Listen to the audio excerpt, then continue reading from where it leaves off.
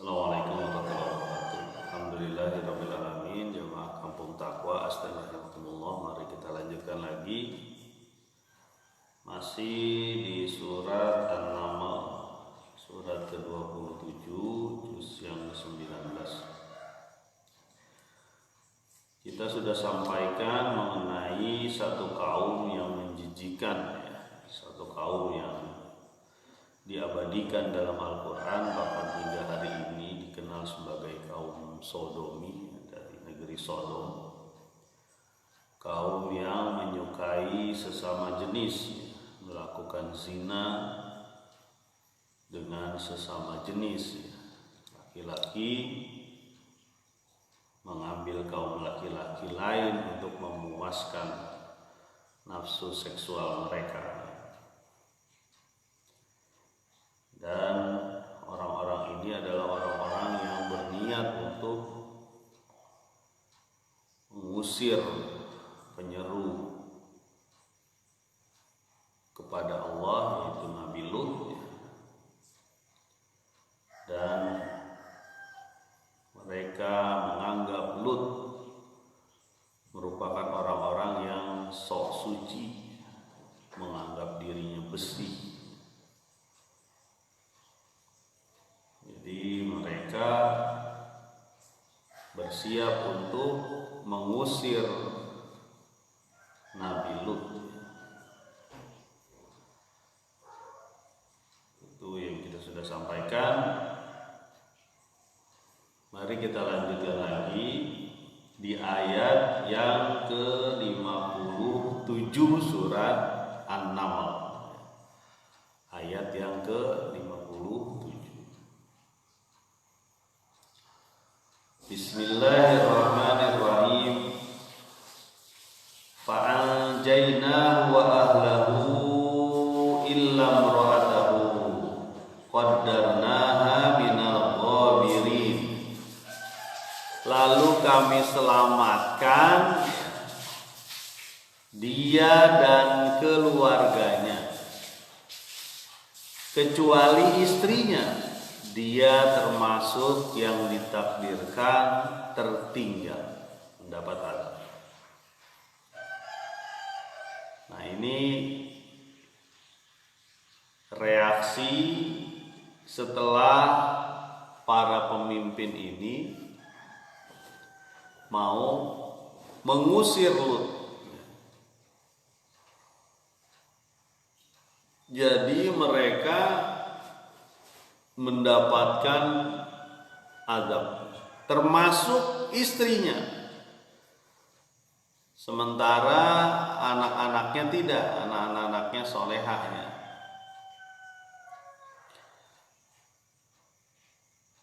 Ternyata Nabi Lut ini perantau ya. Nabi Lut itu perantau, beda dengan Nabi Muhammad SAW yang memang asli sana ya, asli Quraisy. Sementara Nabi Lut perantau, menikahlah dengan gadis dari kaum Sodom ini. Ya.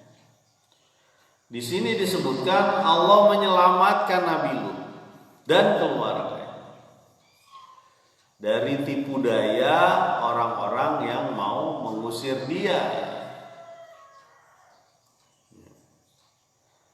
Ini sebelum kejadian apa? Sebelum kejadian ada malaikat yang menyamar jadi manusia datang dari tempatnya Ibrahim waktu itu ya. Kita ingat kisahnya, mereka datang ke Ibrahim dulu menyampaikan dua hal, satu berita gembira, satu berita buruk. Satu berita gembiranya adalah dia mendapatkan anaknya Nabi Ibrahim ya. Sementara berita buruknya adalah kaum Sodom akan dihancurkan oleh Allah Subhanahu wa taala. Dan kita tahu bahwa Nabi Lut berusaha menjaga tamunya dari rampasan orang-orang yang mau menzinahi mereka ya. Rampasan kaum Sodom. Nah, sebenarnya ada juga yang mengatakan udah berusaha untuk ditahan, jangan sampai ketahuan ini ada tamu datang kan. Ada tamu datang. Tapi salah satunya adalah informasi itu datang dari istrinya yang menyampaikan kepada kaum. Nah, ini penting kita untuk menjaga keluarga kita untuk searah, sehaluan ya. Jangan sampai kasusnya seperti Nabi Lut ini. Apakah Nabi Lut tidak membina, tapi yang namanya hati manusia Allah yang punya ya. Gak bisa kita mengharapkan semua orang mendapatkan hidayah, mendapatkan petunjuk dari Allah Subhanahu wa taala ya. Nabi Muhammad juga punya paman-paman yang bahkan menyerang dia gitu ya. Nabi Nuh punya anak yang tidak mau diajak masuk ke kapal. Sekarang ada gak yang sebaliknya yang istri? Ada, istrinya Fir'aun tuh, Asia. Fir'aun nggak mau mengikuti Musa. Ya. Jadi keluarga ini ku anfusakum wa ahlikum naro perlu memang kita jaga ya.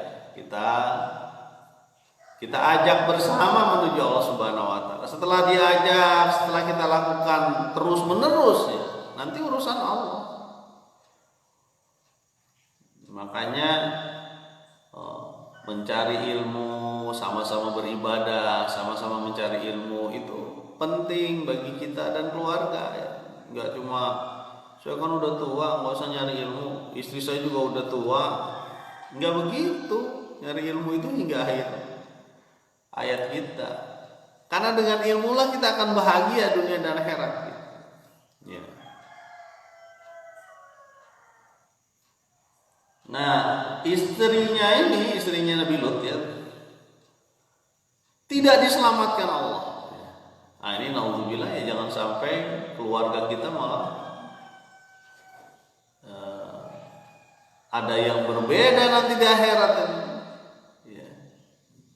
Tidak diselamatkan Allah. Illam ra'atahu qaddarnaha minal ghabirin. Mereka orang-orang yang tertinggal. Maksudnya tertinggal setelah Nabi Lut diperintahkan untuk pindah. Kapan waktu pindahnya? Subuh. Karena azabnya itu ketika subuh. Alaisa subhi biqarib. Bukankah subuh itu dekat? Makanya banyak kejadian-kejadian itu ketika pagi. Dulu gempa Jogja kalau nggak salah pagi ya, sekitar jam 6 atau setengah 6.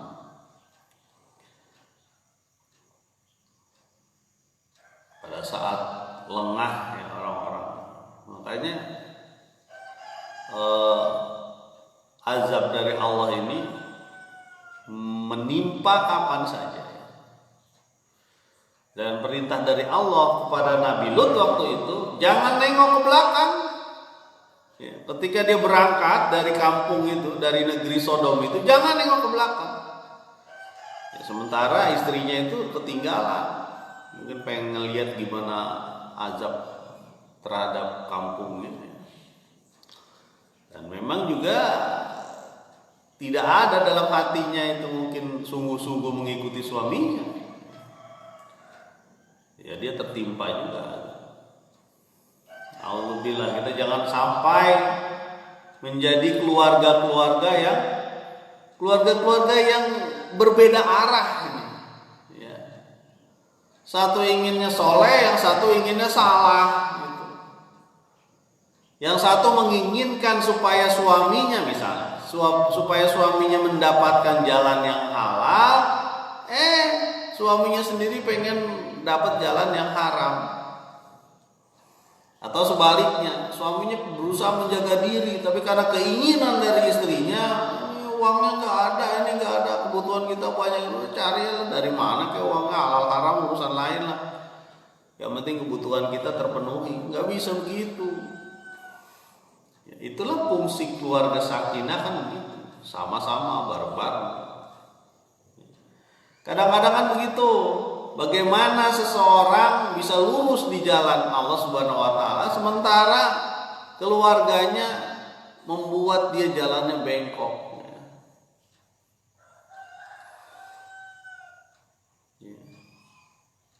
Makanya kita perlu menjaga nih hati-hati. Terus menerus bergerak menuju Allah Subhanahu wa taala. Kita lanjutkan di ayat ke-58. Wa amqarna 'alaihim maqara fasa'a maqarul munzarin, dan kami timpakan hujan kepada mereka fasa'a maqarul munzarin, dan itu adalah seburuk-buruknya hujan yang dicurahkan. Di sini Allah tidak menyebutkan bentuk hujan apa ya. Tapi di riwayat diketahui bahwa itu adalah hujan batu ya. Hujan batu yang panas ya. Tak terbayang oleh kita, gelap demikian gelap, mendung demikian mendung, yang keluar itu bukan air ya, tapi batu yang panas. Masya Allah, ini tak terbayang ya. Makanya Nabi Muhammad SAW ketika gelap mendung itu khawatir dia ya. Khawatir apa? Khawatir yang keluar itu azab, bukan rahmat gitu. Karena ada umat terdahulu ya, umat Lut ini ya, datang dengan dihancurkan Allah Subhanahu wa taala dengan azab dari hujan. Dan ini merupakan sindiran ya, diberikan hujan, karena hujan yang benar adalah hujan yang menumbuhkan, hujan yang sesuai dengan fitrah kehidupan. Ada air turun dari atas, waja'alna minal ma, dan kami turunkan dari atas air, dari langit air ya.